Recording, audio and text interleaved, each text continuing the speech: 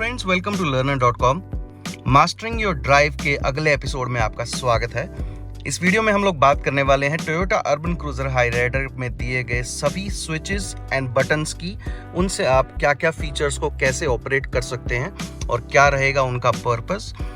तो इस प्रकार का और बहुत सारा यूजफुल कंटेंट हमारे चैनल पर अवेलेबल है। तो आपसे रिक्वेस्ट है कि पहले चैनल को सब्सक्राइब कर लीजिए ताकि फ्यूचर में आने वाली कोई भी इस प्रकार की वीडियो आप मिस ना करें। तो चलिए शुरू करते हैं, सभी मेन्यू ऑप्शंस एंड स्विचेस को एक्सप्लोर करते हैं। सबसे पहले शुरुआत करते हैं यहाँ से। तो यहाँ पर आपको कुछ स्विचेस दिए गए हैं जिसमें सबसे पहले आपको देखने को मिलते हैं वेंटिलेटेड सीट्स के स्विचेस। तो आप यहाँ से फ्रंट वाली जो दोनों सीट्स हैं उनके वेंटिलेशन को कंट्रोल कर सकते हैं। एक बार पुश करने पर वेंटिलेशन ऑन हो जाता है, उसके बाद दोबारा प्रेस कर आप वेंटिलेशन के लेवल को कंट्रोल कर सकते हैं एंड यहीं से इसे टर्न ऑफ किया जा सकता है। साथ में ऊपर दिया गया है ड्राइव मोड का स्विच। तो ड्राइव मोड में यहाँ पर 3 ड्राइव मोड्स मिलते हैं आपको। इसी बटन को प्रेस कर आप सामने देख सकते हैं MID के अंदर एक बार प्रेस करने पर पावर मोड लग जाता है, अगली बार प्रेस करने पर इको मोड आ जाता है एंड फिर नॉर्मल मोड। तो तीनों मोड्स के लिए हमने एक डिटेल वीडियो आपके लिए बनाई है, आप जान सकते हैं कि तीनों मोड्स में क्या डिफरेंस रहता है। साथ ही EV मोड का बटन यहाँ पर दिया गया है क्योंकि ये हाइब्रिड इलेक्ट्रिक व्हीकल है। तो अगर आप इसे डेडिकेटेडली EV मोड पर चलाना चाहते हैं तो आप इस बटन का प्रयोग कर सकते हैं। साथ ही यहाँ पर ट्रांसमिशन लीवर आपको दिया गया है क्योंकि ये ऑटोमेटिक ट्रांसमिशन में आती है हाइब्रिड। तो यहाँ पर ऑटोमेटिक ट्रांसमिशन का लीवर आपको देखने को मिलेगा। नीचे यहाँ पर देखें तो आपको यहाँ पर वायरलेस चार्जर दिया गया है। तो इसमें इनबिल्ट वायरलेस चार्जर की सुविधा आपको मिलती है। उसके ऊपर यहाँ पर 2 सॉकेट दिए गए हैं। ये 12 वोल्ट का चार्जिंग सॉकेट है जिसमें आप कोई भी एक्सेसरी लगा सकते हैं, इस प्रकार की वैक्यूम क्लीनर या वो जो भी जिसमें कि राउंड शेप का आपको आगे इनपुट मिलता है। उसके अलावा यहाँ पर USB ड्राइव आपको दिया गया है। यहाँ पर आप अपनी पेन ड्राइव लगा सकते हैं एंड उससे इंफोटेनमेंट सिस्टम के अंदर आप सॉन्ग्स या वीडियोस प्ले कर सकते हैं। नेक्स्ट आप देखेंगे कि यहाँ पर VSC को टर्न ऑफ करने का स्विच दिया गया है।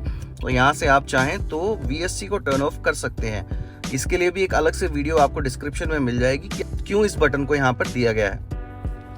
यहाँ पर आपको देखने को मिल रहा है ऑटोमेटिक AC। तो इस गाड़ी में सभी वेरिएंट्स में आपको ऑटोमेटिक AC मिलता है। यहाँ पर उसके कुछ बेसिक बटन्स आपको देखने को मिल रहे हैं। सबसे पहले फैन स्पीड को आप यहाँ से कंट्रोल कर सकते हैं प्लस या माइनस कर एंड टेम्परेचर को यहाँ से आप इंक्रीज या डिक्रीज कर सकते हैं। नीचे जो बटन्स दिए गए हैं जो बेसिक ऑटोमेटिक AC में आते हैं, यहाँ पर आप एयर सर्कुलेशन कर सकते हैं, चेंज इनर एयर या आउटसाइड एयर। यहाँ पर AC को ऑन या ऑफ करने का बटन है। पूरी यूनिट को आप बंद करना चाहते हैं फैन के साथ तो आप यहाँ पर इसे यहाँ से टर्न ऑफ कर सकते हैं। उसके अलावा आप ऑटो AC अगर ऑपरेट करना चाहते हैं वो आप इस बटन के थ्रू कर सकते हैं।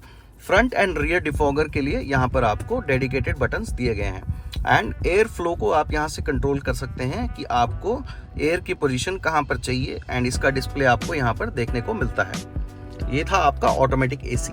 उसके बाद यहाँ पर आपको हजार्ड लाइट ऑन करने एंड ऑफ करने का स्विच दिया गया है। देन इसके अंदर आपको टच स्क्रीन इंफोटेनमेंट सिस्टम मिलता है। इसके लिए एक डिटेल्ड वीडियो आपको डिस्क्रिप्शन में मिल जाएगी, आप उसे कंप्लीटली एक्सप्लोर वहां पर कर सकते हैं। उसके बाद बढ़ते हैं स्टीयरिंग व्हील की तरफ। तो स्टीयरिंग व्हील पे भी आपको कुछ बटन्स एंड स्विचेस दिए गए हैं। लेफ्ट हैंड साइड में जो स्विचेस हैं ये आपको मल्टी इंफॉर्मेशन डिस्प्ले जो 7 इंच का MID यहाँ पर आता है उसको ऑपरेट करने के स्विचेस लेफ्ट साइड में मिलते हैं। तो यहाँ से आप मेन्यू आइटम्स में राइट की तरफ जा स्वाइप कर सकते हैं और अप एंड डाउन करने के लिए आप इस नॉब को यूज कर सकते हैं। और किसी भी मेन्यू आइटम को सेलेक्ट करना है तो आपको ओके प्रेस करना है। तो इस प्रकार से आप यहाँ से MID को ऑपरेट कर सकते हैं। उसके अलावा नीचे यहाँ पर इंफोटेनमेंट सिस्टम के वॉल्यूम कंट्रोल्स दिए गए हैं। आप यहाँ से वॉल्यूम को बढ़ा सकते हैं या घटा सकते हैं। साथ ही यहाँ पर आपको म्यूट करने का बटन भी दिया गया है। इसके नीचे आपको 3 स्विचेस और मिलेंगे। तो जब आपने अपना फोन ब्लूटूथ के थ्रू कनेक्ट कर रखा है तो आप इनकमिंग कॉल को यहाँ से रिसीव कर सकते हैं और डिस्कनेक्ट भी कर सकते हैं। और साथ ही वॉइस असिस्टेंट को आप इस बटन के थ्रू ऑपरेट कर सकते हैं। इन बटन्स को आपको ऊपर की तरफ टैप करना होता है। वहीं राइट साइड में अगर बात करें तो यहाँ पर आपको सबसे पहले देखने को मिलेंगे क्रूज कंट्रोल।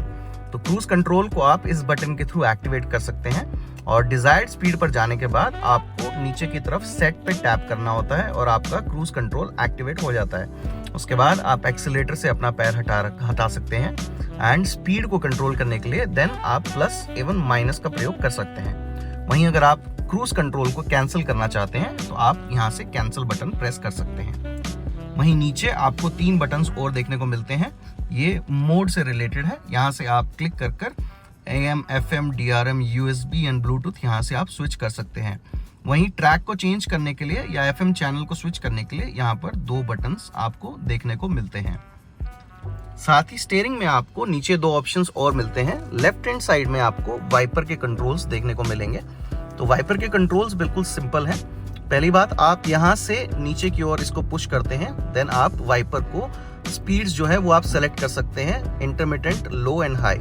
एंड इंटरमिटेंट जो लेवल है उसमें आप स्पीड को, यानी जो उसका इंटरवल है उसको बढ़ा सकते हैं या घटा सकते हैं। तो अगर आप इसे स्लो पर रखेंगे तो काफी गैप के बाद आपका वाइपर बीच में एक बार काम करेगा, और अगर आप फास्ट रखेंगे तो जल्द आपका वाइपर काम करेगा। उसके बाद क्योंकि इसमें आपको रियर वाइपर भी देखने को मिलते हैं, तो रियर वाइपर के लिए आप इसको यहाँ से नॉब को रोटेट कर सकते हैं इस प्रकार।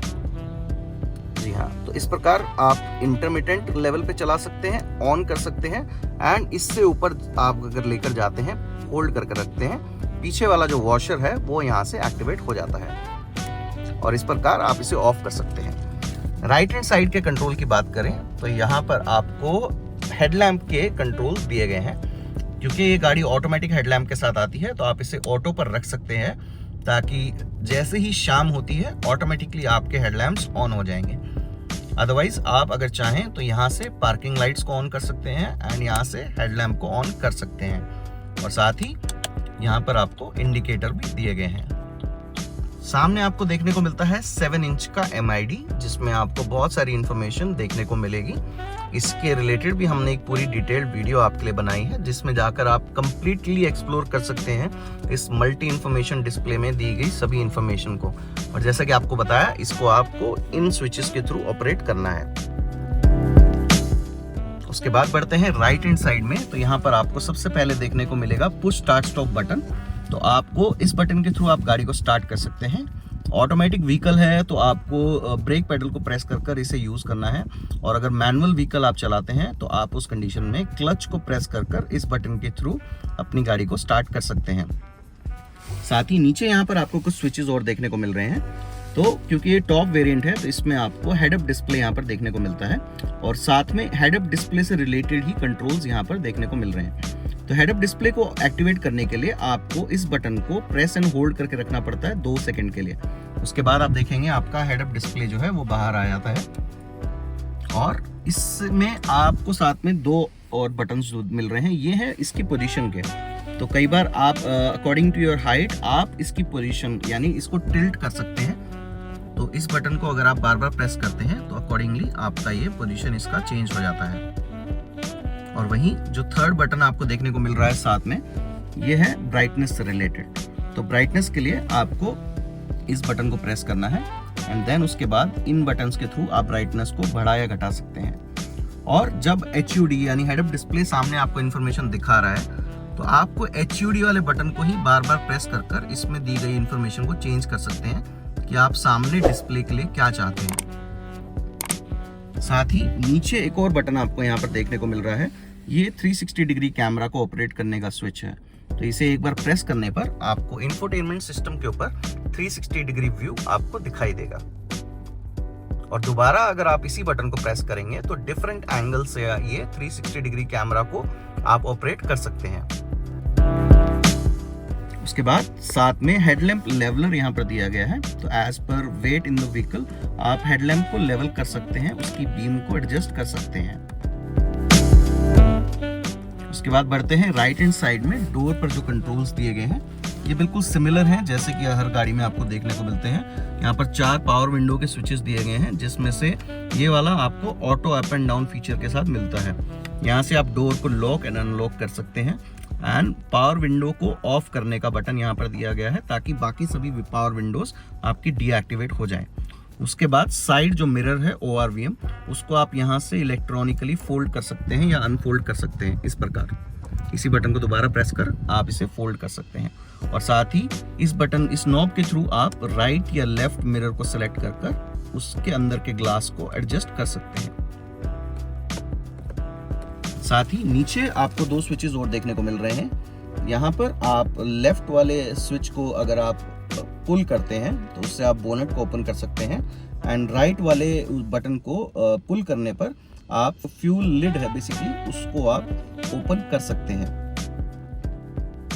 उसके अलावा ओवरहेड कंसोल पर आपको सनरूफ को ऑपरेट करने का स्विच यहाँ पर दिया गया है, तो इसे आप पुश कर इस प्रकार से सनरूफ को ओपन या क्लोज कर सकते हैं, एंड इस प्रकार से आप इसे वापस क्लोज कर सकते हैं। साथ ही जो आपके रीडिंग लैंप्स हैं वो इस प्रकार से आप ऑपरेट कर सकते हैं, और इन्हें आप बाय डिफॉल्ट डोर वाली सेटिंग पर रख सकते हैं ताकि डोर जब ओपन हो तो आपके ये लैंप्स ऑटोमेटिकली ऑन हो जाएंगे। साथ ही इलेक्ट्रोक्रोमिक IRVM के साथ आती है ये गाड़ी, तो यहाँ से आप ऑटो IRVM को ऑन या ऑफ कर सकते हैं। तो ये तो थे सभी स्विचेस। इससे रिलेटेड आपको कोई और भी अगर जानकारी चाहिए तो आप मुझे कमेंट्स में लिख सकते हैं, और इस प्रकार की और बहुत सारी वीडियोस देखते रहने के लिए प्लीज़ हमारे चैनल को सब्सक्राइब कीजिए। Thank you very much for your time.